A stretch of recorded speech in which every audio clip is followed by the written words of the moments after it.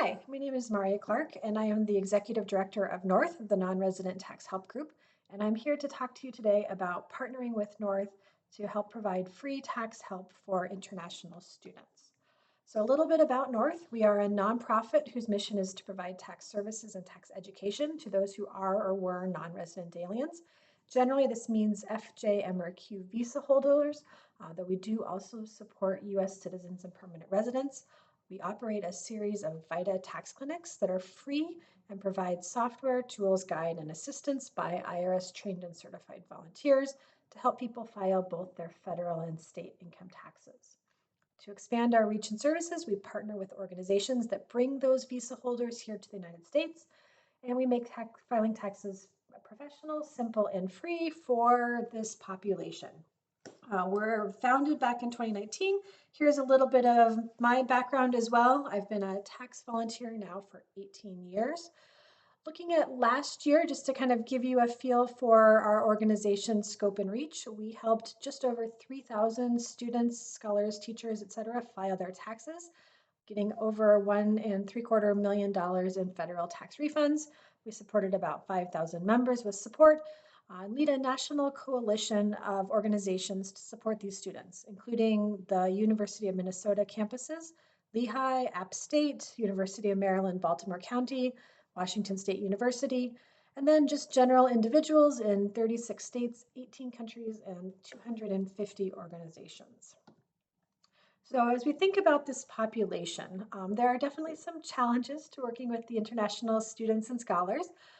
There's usually a pretty big knowledge gap, right? Often very little or no tax education is provided by schools, right? They're led by international student services groups, and their expertise is generally visas, not taxes. They usually will make sure the students know they're supposed to comply with their tax requirements, but they don't really educate about what those are. And the other challenge we find is that, right, taxes in the US are often very different than taxes in other countries. And even if they were the same, right, often this population has never filed before. So this is an entirely new thing, or their prior knowledge is not very relevant. This is also a big resource gap because most public VITA sites, free tax clinics, don't prepare the non-resident returns that these students need. Some schools will host VITA tax clinics to help their students. That's fantastic. Other schools will provide a free tax software for those students. But even if the school pays for the federal version of that, there often can be a state filing requirement as well. And unless the school pays for that, the students will still have to put out $50 or more to file their state tax returns. And many schools don't even do that, right? They'll give them a list, hey, here's some options, but they don't even provide anything, which, fine, fair enough. But it does leave the students with very few options and really no options that are free. Despite this, there are some big advantages for this population, right? They're generally very tech savvy, particularly compared to a traditional VITA site, right? They know how to use a computer, a cell phone, they know how to use the internet. They're also quite motivated, right? They are here, they want to be here, they want to file their tax returns to be compliant and to leave, the potential for staying here longer term open. So how can we leverage these advantages and try to close these gaps, right? So as we look at that knowledge gap, students generally have the information they need for their returns, but they just don't know how to use it or how to translate it onto the forms and what the terminology means. And while non-resident taxation is complicated, it's also very logic-based. So there are not a lot of choices that you make when you file a non-resident tax return. If you give me your visa type and your travel history, I will tell you what your residency is. It's not like you get to generally choose anything about it, which is a great advantage compared to a resident return. In terms of resources, right, this is a pretty big gap because a traditional VITA tax preparation model takes about 1 hour of volunteer time to prepare a tax return. There are over 1 million international students here this past year in the US. Even just one of our first partners, the U of M Twin Cities, they have about 5,000 international students. So if you think about the number of volunteers we would have to try to recruit and train and bring on board to support this population, right? It is a very, very large number. And perhaps not very realistic. And so to try to close that final gap, what we've done is we've developed some online tools and guides. And really the goal is to kind of first off try to break that resource constraint, right? Change the relationship between how much volunteer time we have and how many tax returns we can prepare or help our clients prepare. We also want to try to enable tax support for individuals regardless of location. Many international students will go home after they graduate and they still might need to file a tax return. So they are trying to do that from wherever they are in the world. And we also want to try to make this very scalable and transferable so that we can enable in other organizations to start preparing or prepare more non-resident returns. And to do this, we've developed 3 basic tools. The first one is, am I a non-resident alien? It determines your federal tax residency status. The next one is my treaty benefits, looking at, do you have any treaty benefits? That's one of the great things about non-resident taxation for this population, right? They have all of these wonderful deals that their government and the US government have negotiated. And then finally, we have a personalized guide tool, which kind of consolidates those original tools plus some like TurboTaxi type questions to give people a guide for how to use the software to prepare the return. So let's do a demonstration of these tools. All right, if we come here, so if we go to our main website, nrtaxhelp.org, free tax assistance. We're closed right now, but we'll be open here in another 3 or 4 weeks. But if we scroll down, we can see our free tools. Am I a non-resident alien? This is very simple. You would just select the tax year, enter your visa. We are going to do Sergio as an example. He's a student from Spain. He's a made-up example. He's not really real. But let's say he came here to the United States in 2021, and then he went home over the summer in 2023. He left in May. He came back in August 15th, 2023. All right, and he hasn't left since then, so let's see what he is. All right, he is a non-resident alien for 2023. And this gives some basic information about his days, which he would need to use to prepare some of his tax forms. And it also gives him that reminder, hey, you've got to file this form 8843. And that's something that every non-resident alien student, scholar, teacher, researcher who is exempt from the residency test, the substantial presence test, they will all have to file that form. We can print that form if we want, but here it is. Our next tool, if we go back to our home, are what are my treaty benefits? So let's see. So Sergio is, again, an F1 student, and he is from Spain. So let's see if he has any deals, and he does. He has a treaty benefit for scholarship or fellowship income. There's no dollar limit, maximum of 5 years in the US, and there's a treaty article there. He also has a treaty benefit for wage income for studying and training. Again, $5,000, maximum limit, 5 years. There's a section here where we can do some analysis about how well his treaty benefits match his income documents, but I'm going to go through that when we get into the personalized guide part of the discussion. So if we come back to the presentation here, there we go. All right. So let's talk about what is the process for students, right? So you say, yes, Maria, let's do it. I would love to help you. So how does it work for our students? The first step, they request a free membership. They need a school, nonprofit, or government email account. So generally all visa holders, once they come, they're gonna have one of those. Most of our partners also have those students keep that account live when they're on OPT, which makes it very easy for the school to contact them. It also means that they can access our software and tools as well. And then once they've requested that free membership, they get access to a set of web pages that walk them through the general tax process. And so let's go take a look at those right now. So if we come back here, we go to the home.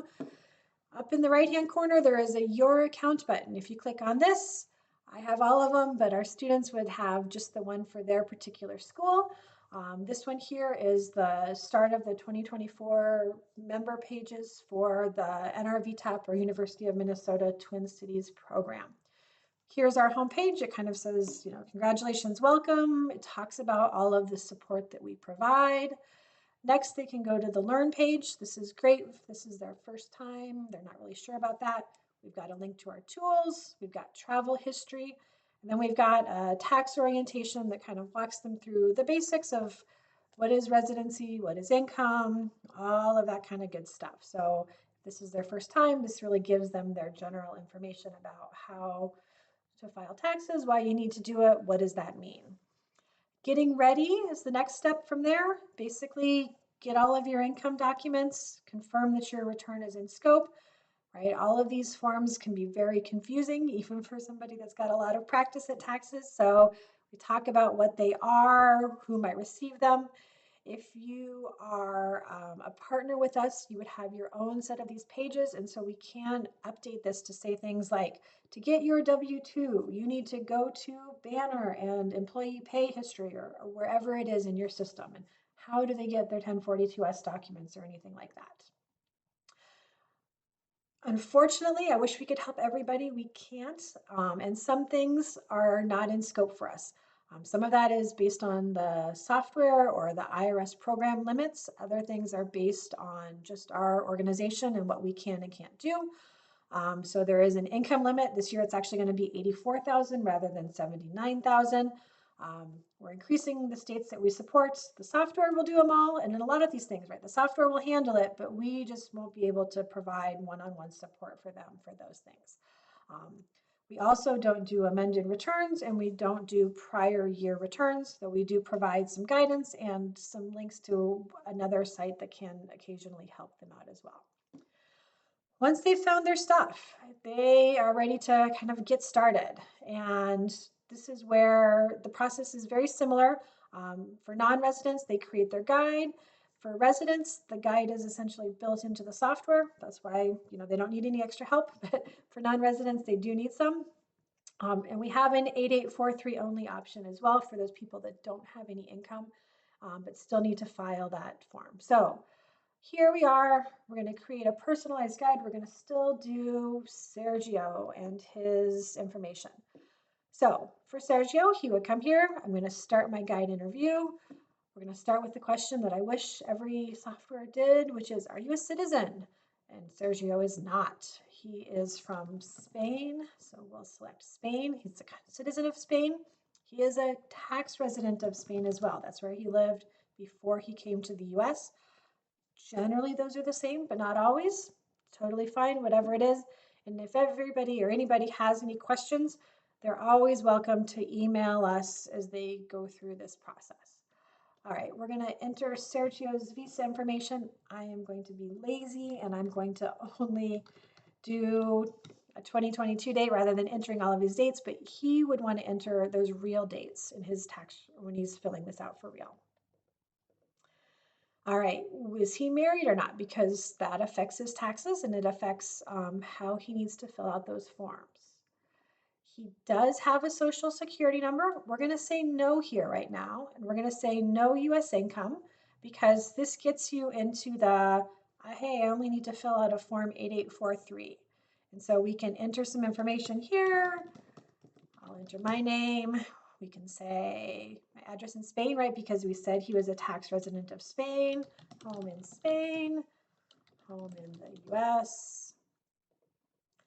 He said that he was a citizen of Spain. His passport was from Spain. If he wants to change it and say, actually, I'm an Italian citizen, I was not correct. My passport is right here. He can adjust all of that information as necessary. Did he apply to be a green card holder? Did he win the green card lottery? If so, he needs to answer some stuff. Otherwise, no, he can just say no. And then with our partners, we can pre-populate this information to be an international student services person, generally like the PDSO for the organization. And that will just make it easier and make sure that the students put something there that, we know that maybe that person's name will change, but that phone number, that address, right, that's always going to be valid in case the IRS did need to try to confirm that they were truly a student here. Whereas an individual professor might move on, and so that name and address and phone number may all no longer be valid. And just like that, we can create the form. And here we go. We see, there we are, we open it up. And here's the form, here's all of the information that I entered. It's all there, and then I've got my filing instructions, and off we go. But let's go back, because really what we want to do is we want to do Sergio's situation, which he does have a W-2, right? He worked at a job, he had, I think it was $8,000 of wages. So we're going to say W-2, we're going to say $8,000. Here we go. We're going to ask some more information about things that can reduce his taxes. Did he contribute to a charity? Did he have a student loan that he was paying back? Did he file a tax return? I'm going to say no to this for simplicity's sake, but if we said yes, we would ask some additional questions. State taxes are also important, right? And that's one of the obligations the students have to meet as well. So we're going to pretend that he is out at Washington State University, Wazoo, and continue. And just like that, we're creating his guide. So now you'll notice in the guide itself, right, we've not entered any personal information, right? When we did the 8843, we got his name, but otherwise, and his address and passport information. But otherwise, we haven't entered for the personalized guide, right? We've not entered a social security number or a tax ID number. We've not entered any of the other information. And all of that information is stored just in the browser itself. So once they close that browser, it is deleted. And so now that we've done it, we've got a guide. And this is basically a screenshot by screenshot. It is quite long, but that's because we like show every click that they have to go through to file their taxes and to use that tax software. So we've got some required disclosures, a warning, right? The software is not very smart. That's why we provide a lot of additional help. We encourage everybody to get a quality review before they file their return. Right, general process overview, reminder of scope, access the software, and then this is like what it looks like. You go in, you create an account, you enter your name, enter a phone number so that they can verify that. Start creating your tax return. And it really just walks you through step by step how to enter all of the information.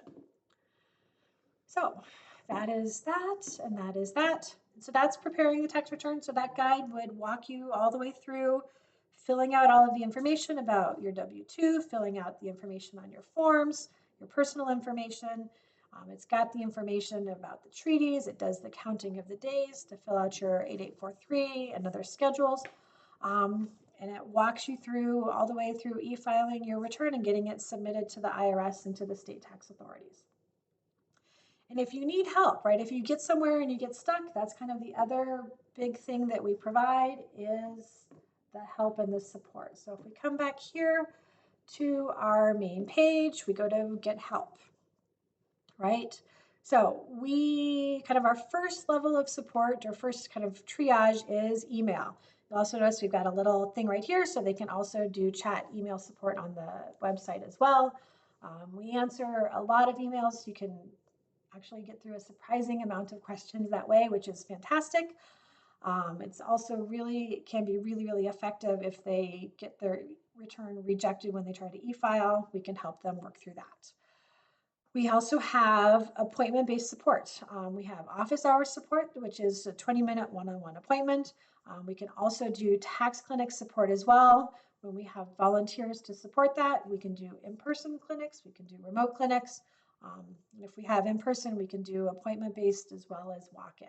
And they can come to the site, they can skip over our appointment policies, but they can go through here and look to find appointments. They can say, oh yeah, I'm gonna try to do this appointment on this date.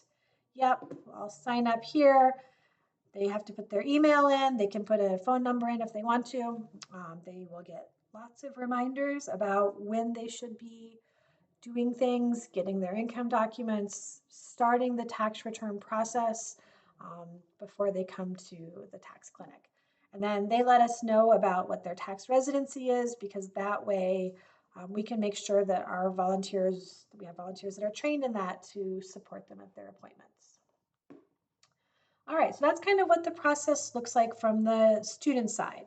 So let's go back to your side. So what does partnering with North look like? And when it comes to this, I'm going to say that it really depends, right? There's not like one perfect thing for everybody. And it really depends on what your needs and your capabilities and your resources are. And then also about the population of students and scholars that you have, how many of you have, how much support they need. And there's kind of three versions roughly that I kind of say. So we have what I would call an informal partnership, which is like, hey, right, anybody with a school, nonprofit, or government email can use our program.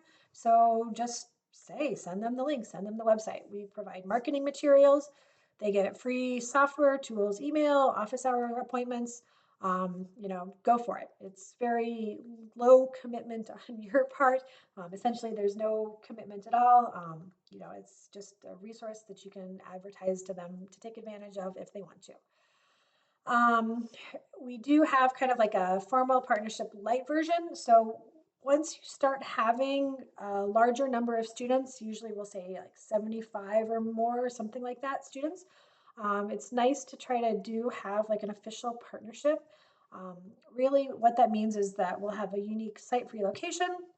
We'll customize the tax pages, which can be helpful for things that are unique to your organization or the state that you're in. And the big thing there is it really kind of enables some reporting and visibility, both for you and for us. So I can say, oh, well, you have 100 students, but we had 75 sign up as members. We had 25 people create the 8843 forms, and we had 40 people file tax returns. you know, that's great. We've had a pretty good uptake, or we can say, we had 10 people file. Maybe we should do some more advertising to that student population because they're not using us. So who knows what they're doing. Um, and if we go into like a full version of the partnership, then what we're really trying to add is tax clinic support. So when we look at those two different versions, office hours versus tax clinics, it's really a question of time. So office hours are a 20-minute one-on-one, they're remote only. A tax clinic appointment is 90 minutes, so it's a much longer period of time. It is like a group help session, so it's not just solely one-on-one for one volunteer per one student. Over the course of a tax clinic, it's generally 5 clients to one volunteer, but they are kind of circulating, helping answer questions. We can do it either in a remote format or an in-person format. But the big thing is we really need volunteer horsepower to do this. And to do that, we generally need help, right? We have to recruit, train, schedule, and then operate those clinics. NoRTH can do the stuff in blue, right? We do the training, we do the scheduling and all of that, but trying to reach out to students or faculty to help with the volunteering, to kind of recruit those volunteers, that is definitely something that we can't really do from outside of your organization. And then finding, rooms to be able to hold the tax clinics is the next thing as well, right? We can't book your rooms. You guys need to help us with that. And the final thing that I would say is that generally what we have is that coalition volunteers support coalition students, right? So if you send your students and you do like the informal partnership and that student has an office hour appointment, right? It is being supported by volunteers from all of our other organizations that have a formal partnership. And the idea is that by joining together, we can offer, events almost every day during the tax season, sometimes multiple events every day, lots of different formats so that we can have convenient times for all of the volunteers, convenient locations for the clients, and convenient opportunities for all of our clients to get support. But that does mean that we all kind of pull together to support the program.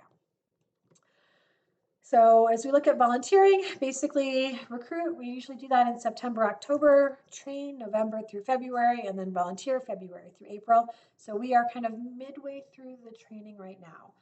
We do a lot of work to make the training be flexible and asynchronous for those that want to do that. So if you wanted to partner with us now and try to bring some volunteers online, I would say that it is possible. It's not impossible. It's definitely doable. They would just need to be somewhat motivated to try to catch up on the material that we've already covered with kind of our general training program. We also provide a lot of additional training beyond kind of the IRS materials. We have several online courses that we walk our clients through or volunteers through. And that's because, it takes more than just being able to pass the IRS certification test to be a good volunteer. So we do a lot to try to bring those volunteers up to speed so that they will be ready and capable of helping when they walk into the tax clinic. All right, and that's kind of the end of it. So if this sounds interesting to you, you'd like to talk to us more, talk to me more about partnering, I would love to talk to you. Please send me an email and we'll set up 30 minutes. In particular, as we talk, I would like to hear about, what your student population is like, how big is it, undergrads, grads, OPT, what have you been doing in the past? What are your concerns and what are your goals? Like, what would you like this to look like? So think about those things and I will look to talk to you again, hopefully sometime soon. Thank you and have a wonderful day.